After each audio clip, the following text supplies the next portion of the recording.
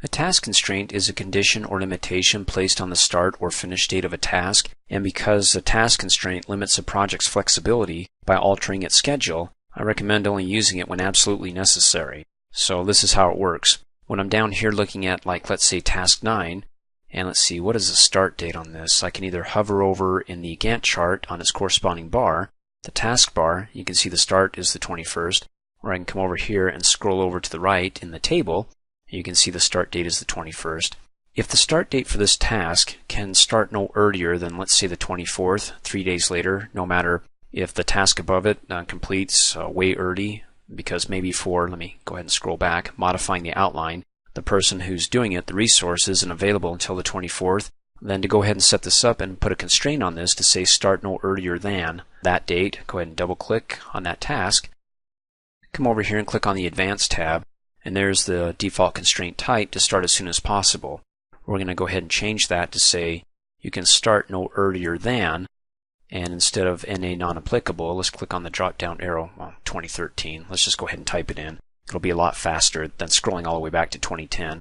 Let's say 9/24th/10, and then go ahead and click OK.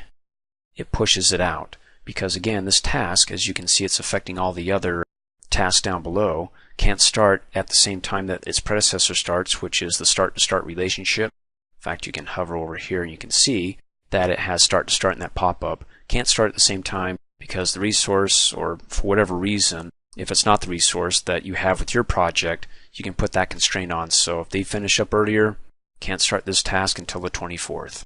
And you can see that the flexibility is now limited, and boy, probably good not to put the constraint in and to say, hey, let's get somebody else to work on it so we can get this done sooner. But nonetheless, it's there.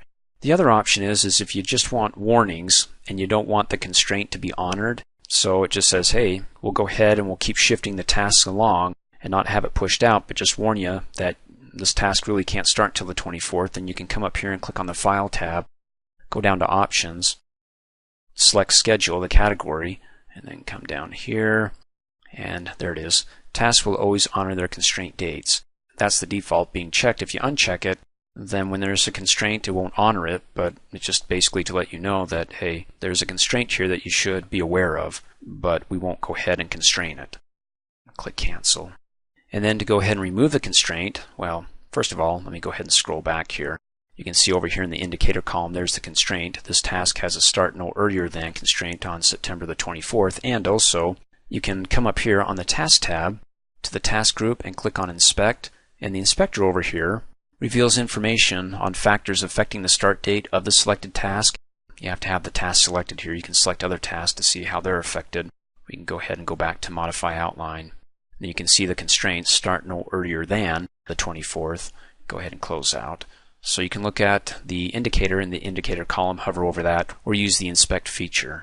And then to go ahead and clear it out, double click. On the Advanced tab, we want to change that to as soon as possible. And you can go ahead and delete that and click OK. And now we're back to where we started. But let me go ahead and undo that. Thanks for watching. Hey, as a quick reminder, if you like my video, please give it a thumbs up. You can also click on me and subscribe to my channel to get notified of the latest videos. And for great specials on my products, please see the description below this video.